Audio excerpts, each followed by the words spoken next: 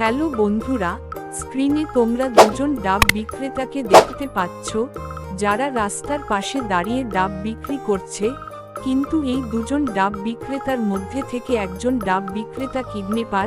তোমাদেরকে এখন ভালো করে দেখে বলতে হবে এখানে কোন ডাব বিক্রেতা কিডন্যাপার।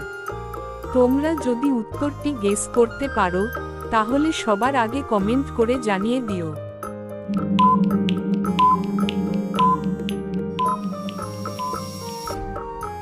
বন্ধুরা, আশা করি উত্তরটি কি হবে তা তোমরা বুঝে গেছো। আর যারা বুঝতে পারোনি তাদেরকে আমি বলে দিচ্ছি। দেখো বন্ধুরা, এখানে 2 নম্বরে থাকা ডাব বিক্রেতা কিডন্যাপার। কারণ তোমরা এখানে লক্ষ্য করো, তার কাছে যে ডাবের ঝুড়ি আছে সে ঝুড়ির মধ্যে একটি বাচ্চার হাত দেখা যাচ্ছে।